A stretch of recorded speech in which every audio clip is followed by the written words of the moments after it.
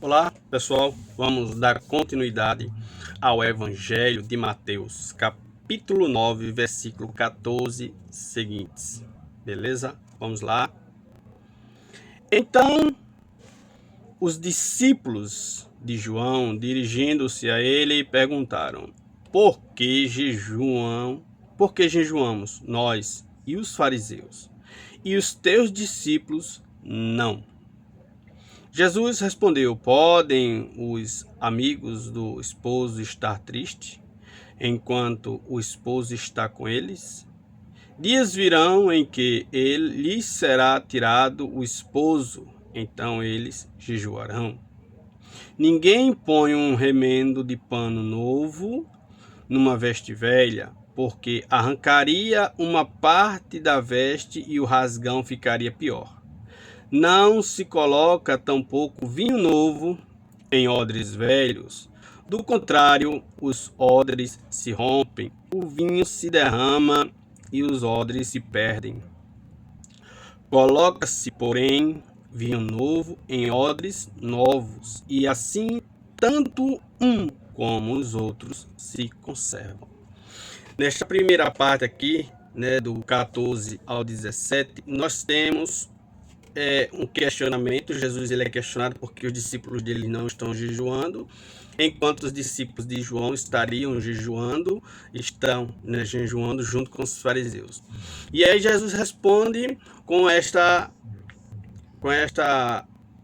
visão, com esta parábola, podemos assim dizer, que enquanto o noivo está presente, como é que as pessoas podem ficar tristes? Ficam tristes quando o noivo não está mais presente, E ele faz essa referência que dias virão em que ele não vai mais estar presente no meio deles. Naquele momento eles devem jejuar. E aí Jesus usa esta comparação, para mostrar que as coisas velhas, elas têm a sua importância, sim, tem. Mas as coisas novas não podem estar sobrepostas às coisas velhas. Cada uma tem o seu espaço, cada uma tem o seu momento exato. Isso quer dizer o quê? Que o antigo, ele é importante, ele pode ser visto, analisado, tirado algo bom dali, sim. Mas o novo precisa também ser visto dentro do seu ambiente, dentro do seu contexto. Neste sentido aqui, o que é que Jesus coloca? Se você pega uma calça velha e vai colocar um remendo de pano novo, e quando ela você começar a mexer, pode acontecer do rasgão aumentar, Pode acontecer sim do rasgão aumentar, e aí o negócio fica mais feio. Da mesma maneira, ele dá o exemplo aqui do vinho. Um vinho novo em odres velhos não vai comportar a sua fermentação, todo aquele processo. O odres, que é aquele recipiente, ele vai se arrebentar. Então, o que é que Jesus quer mostrar aqui? Que aquilo que já foi feito até aquele momento está certo, tem sua importância. Mas agora nós precisamos ver e enxergar o novo. Este novo nos remete a uma realidade messiânica, a uma nova realidade. Por quê? Porque esta realidade ela foi predita, ela foi anunciada. Então, Jesus até no final aqui ele diz: e assim, tanto um como os outros se conservam. Então, o que é esta conservação? É saber que o antigo, ele é importante, ele traz coisas importantíssimas, referências importantíssimas, e isso realmente traz para nós e deve abrir em nós uma visão. E este abrir em nós comporta o novo, e o novo é Jesus Cristo. Mas eu gostaria de ler aqui um comentário da tradução da Ave Maria de Estudos, que eu achei muito, muito interessante e muito pertinente aqui para todos nós cristãos católicos. O Evangelho e grupos de poder eram e devem continuar sendo incompatíveis. Então, ele já começa mostrando aqui uma realidade, que o Evangelho de Jesus Cristo é incompatível com o poder deste mundo, um poder pagão, um poder ganancioso, um poder que deturpa a verdade. Então, aqui gostei muito dessa mensagem, porque o Evangelho ele não combina, e aqui eu vou acrescentar, o Evangelho não combina, o Evangelho não faz parte de política. Então, meu amigo, minha irmã, se você anda buscando respaldo para questões políticas do nosso país atualmente, dentro da palavra de Deus, me desculpe, mas está errado, totalmente errado, fora de contexto, fora de realidade, tá certo? Isso é bem claro, tá? Depois aqui ele continua. A mensagem evangélica não pode ser manipulada. Ou seja, para aquilo que eu quero, para aquilo que eu tento dizer, eu vou tomar como exemplo partes, versículos da Bíblia. Está errado. Você está manipulando a palavra de Deus dentro da sua perspectiva, daquilo que você acredita ser correto. Então, neste sentido, a palavra de Deus, ela sai do seu contexto original e parte a um contexto totalmente fora da realidade. A mensagem evangélica não pode ser manipulada para continuar remendando um pano já esgarçado. É um vinho que não pode conter instituições envelhecidas e caducas. Do mesmo modo que o judaísmo legalista e farisaico, com o qual Jesus se defrontou, a mentalidade de grupos cristãos ou das instituições eclesiais de hoje também podem transformar-se em tecidos e odres velhos se não estiverem convencidos de que o Evangelho não é uma simples reforma de instituições perecíveis, mas uma alternativa da parte de Deus para o que é velho. Ou seja, a mensagem é bem clara. As instituições, elas envelhecem, melhor dizendo, né? Elas envelhecem. Elas, de certa maneira, caducam em determinados pontos. E o Evangelho é justamente não esta reforma, mas este iluminar um caminho novo, sem contudo deturpar a mensagem do Evangelho, sem perder a essência da mensagem do Evangelho, para iluminar o novo, aquilo que é novo. E aquilo que é novo precisa estar de acordo, precisa estar caminhando dentro da mensagem evangélica. Ora, qual é o centro, o cerne da mensagem evangélica? Adorar a Deus sobre todas as coisas e ao próximo como a ti mesmo. Então, se o novo ele abrange logo de cara este princípio, então sim, ele tende a caminhar de maneira a estar enquadrado dentro da mensagem evangélica. Isto é o novo. Ele sempre vai ter este princípio, o princípio humano do bem.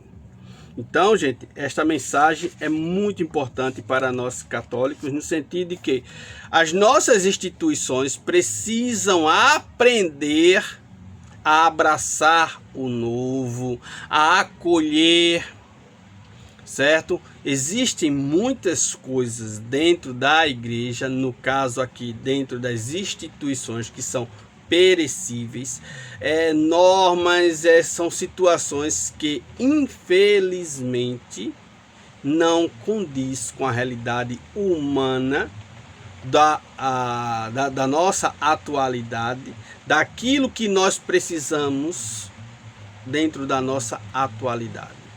Isso é muito importante, as nossas instituições precisam estar atentas, não para uma mera reforma que muitas vezes encobre ou que ajeita, não, mas de fato para algo novo. E este novo precisa ser visto, enxergado de maneira contundente, de maneira a estar alinhado à mensagem do Evangelho.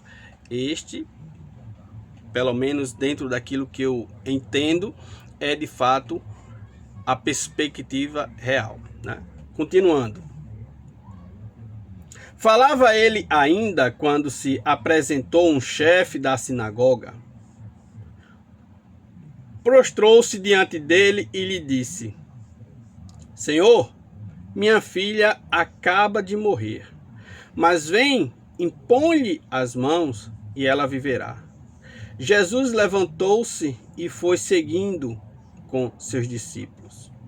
Ora, uma mulher atormentada por um fluxo de sangue, havia 12 anos, aproximou-se dele por trás e tocou-lhe a orla do manto.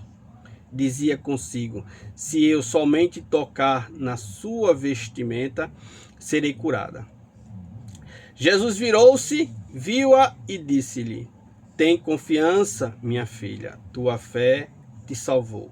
E a mulher ficou curada instantaneamente. Chegando à casa do chefe da sinagoga, viu Jesus os tocadores de flauta e uma multidão alvoroçada. Disse-lhes: retirai-vos, porque a menina não está morta, ela dorme. Eles, porém, zombavam dele. Tendo saído a multidão, ele entrou, tomou a menina pela mão e ela levantou-se. Essa notícia espalhou-se por toda a região. Paramos aqui. Gente, aqui eu quero começar com uma situação, né? Veja, Jesus ele está pregando. Então chegou o chefe da sinagoga. O que é que acontece? Prostrou-se diante dele e, pediu, suplicou que Jesus fosse até ele, porque a filha dele havia morrido. Existe uma tradição, não sei se esta tradição é verdadeira, né? Poderei até pesquisar para depois informar, de que este cidadão aqui seria um dos chefes da sinagoga e conhecido por nome de Jairo, tá? E ele seria o mesmo que foi subornado, né? Sofreu suborno para mentir, levantar falso testemunho contra Cristo lá diante do Sinédrio, quando Jesus estava lá. Tanto é que Jesus diz, né? Pergunta à multidão o que foi que eu fiz, o bem que eu trouxe, né? As minhas testemunhas. E este indivíduo aqui, segundo uma tradição, diz que foi ele que levantou o falso testemunho, né? Ele que teve a filha ressuscitada. É algo triste, né? Então existe esta tradição aqui. Uma coisa muito importante, esse texto também está lá em Marcos. Deixa eu dar uma conferida aqui. Marcos 5, 21, 43, né? Exatamente, aqui em Marcos traz o nome dele.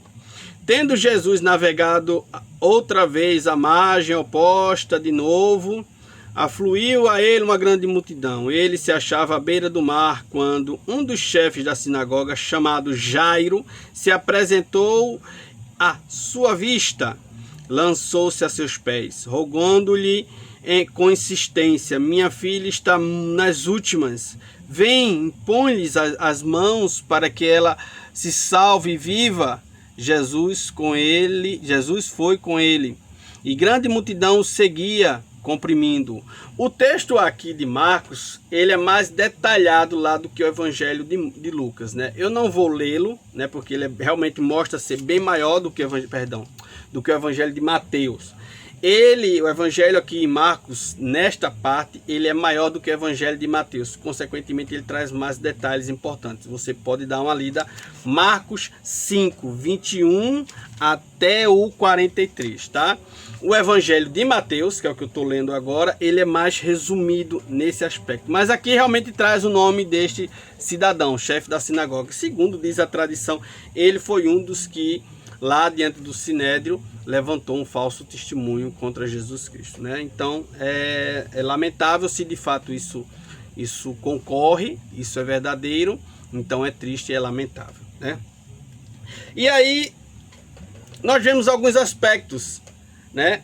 Ele se prostrou-se, ele foi lá suplicar a Cristo, né? A gente vê lá no texto de Marcos, mais detalhado, que ele suplica insistentemente e Jesus atende. Aqui nós podemos tirar uma grande lição.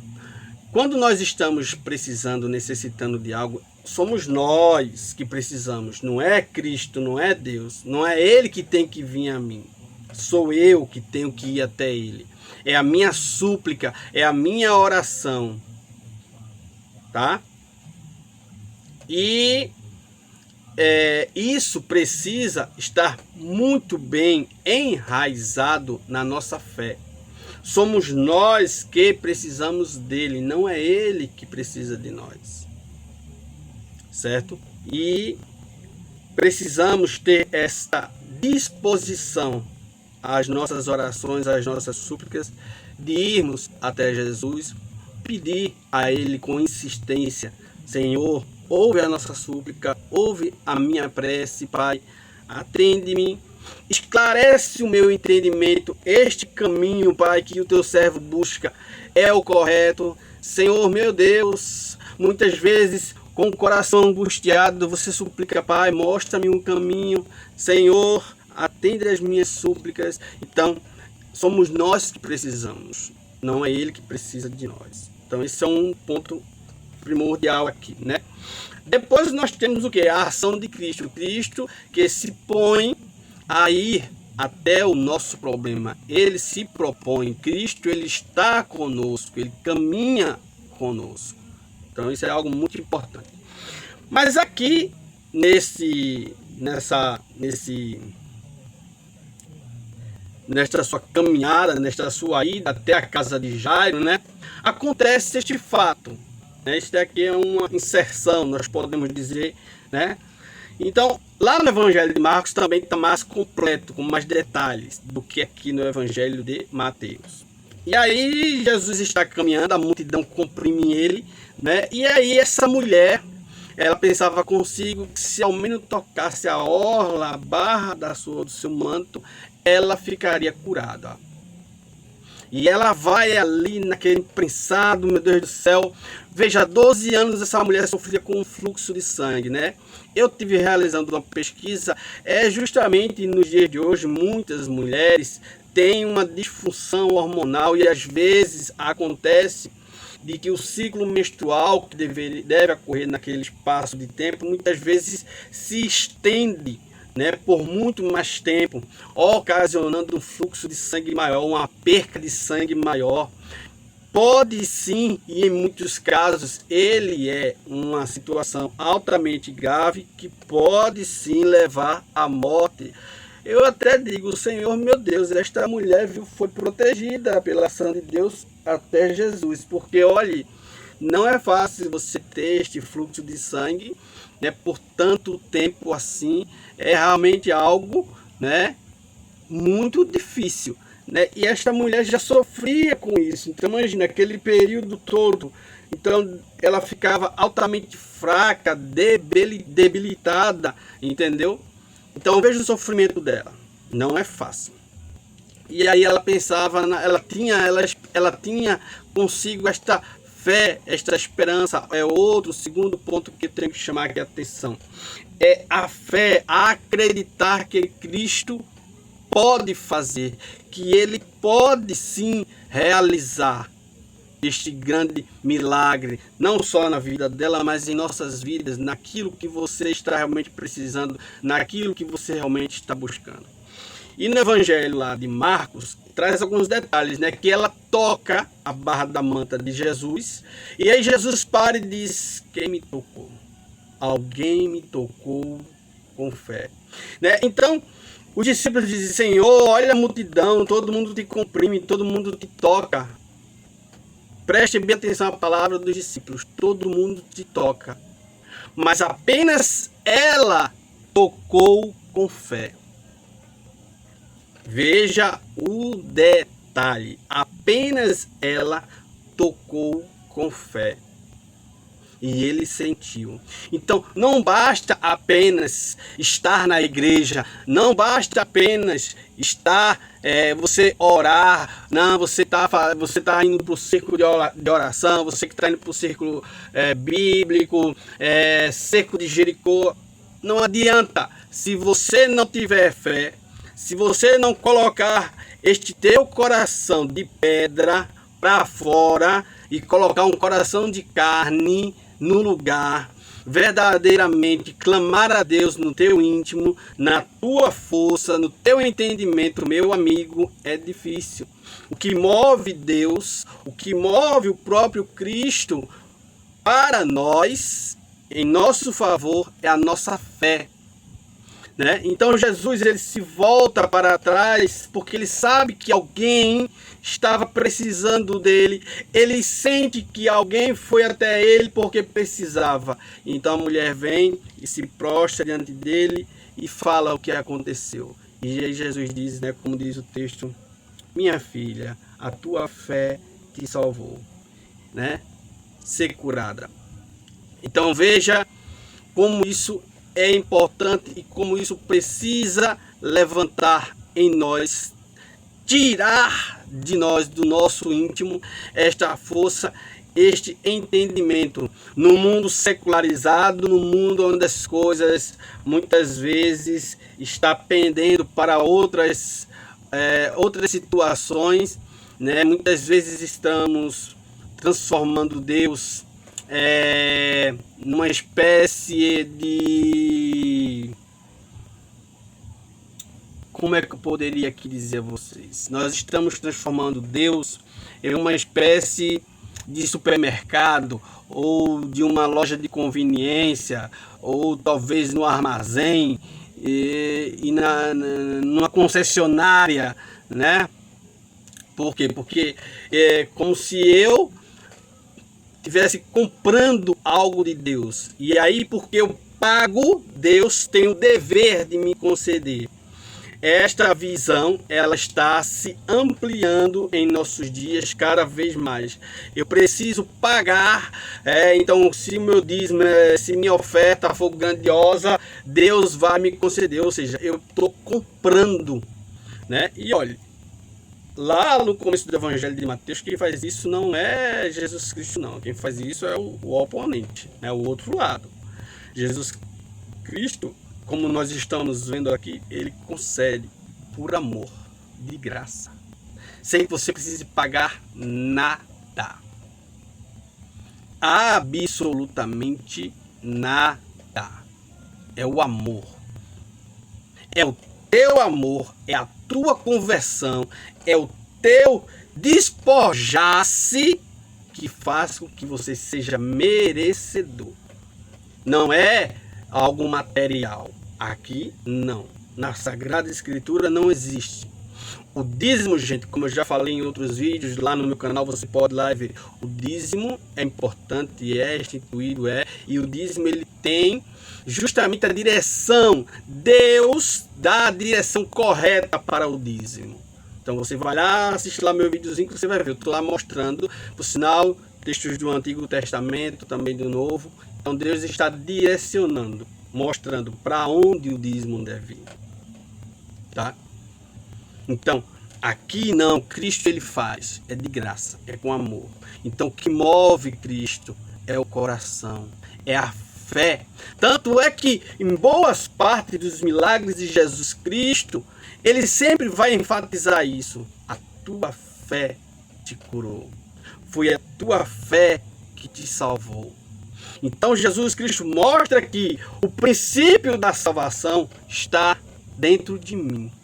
Sou eu que preciso dar este passo. E quando eu dou este passo em direção a Jesus Cristo, consequentemente, ele vem em minha direção. Ele vem ao auxílio das minhas dores, das minhas angústias, das minhas desilusões. Mas sou eu que preciso dar este passo. Sou eu que preciso realmente provar que eu tenho fé. Então, meu irmão, minha irmã, se você age de outra maneira, você acha que dando um dízimo, uma oferta gorda, sei lá o que, você acha que isso está movendo a Deus, me desculpe, viu? Pode estar movendo outra pessoa, outra situação a seu favor, mas Deus não, tá? Falo isso com base nas Sagradas Escrituras, tá? Deus ele não precisa nem do meu, nem do seu dinheiro, de ninguém para nada, não precisa. Ele é o Senhor dos senhores, o dono de tudo. Ele não precisa de nada, certo? Tanto é que, como eu já disse, lá no Evangelho de Mateus, quando Jesus é levado ao deserto, dá uma lida lá para você ver quem realmente oferece algo, tá? Não é Jesus Cristo. Então, Jesus Cristo realiza esta grande cura. Então, a cura de nossas vidas, a cura do nosso sofrimento, ele pode? Sim, com certeza que ele pode. Não tenha dúvida disso, certo? E aí o texto continua, Jesus chega lá à casa, né, de Jairo, e tá lá aquela multidão, aquela situação fúnebre, né? Aquele clima pesado, né? E aí Jesus, ele entende a situação. Porém, não é só entender, mas principalmente saber a consequência daquele ambiente. O que é a dor? O que é a perca? Jesus sabe. E aí ele diz, olha, sai, tirem esta multidão daqui, tirem, né? Por quê? Porque ele tem algo novo para mostrar. E o que é este novo? Mais do que a ressurreição daquela menina, ele quer mostrar o reino de Deus. E o reino de Deus é vida, vida em abundância para mim, para você, para qualquer pessoa que crer nele. Certo? E por que isto acontece? Porque no princípio, lá no início do texto, existe uma prostração, existe uma insistência, tá? Existe um clamor. E agora, Cristo está vindo para realizar isso na tua vida. Então, meu irmão, minha irmã, é preciso que você compreenda esta grande mensagem que está aqui nesse texto. E entenda que Cristo ele é para mim, para você, para qualquer pessoa que busca ele com fé. E quando você toca nele com fé, ele se volta. Ele, diferente de muitos líderes religiosos, não vira as costas. Ele não escanteia. Ele não coloca você às margens, porque você é pobre, é simples, é humilde, não. Ele se volta. E ele vai ao teu encontro, meu filho, a tua fé te curou, a tua fé te salvou, a tua fé te ergueu. Então, meu amado, eu concluo aqui com esta mensagem que está aqui. Ele é para todos, sem distinção, sem preconceito nenhum. Cristo é, sempre será o mesmo. Ele ama a todos. O seu sacrifício foi por todos. Então basta que você dê este passo, que você verdadeiramente mostre a sua fé. Busque a Ele, certo? esse é basicamente aqui uma síntese, né, desse texto do Evangelho de Mateus. Beleza, gente? Muito obrigado. Valeu.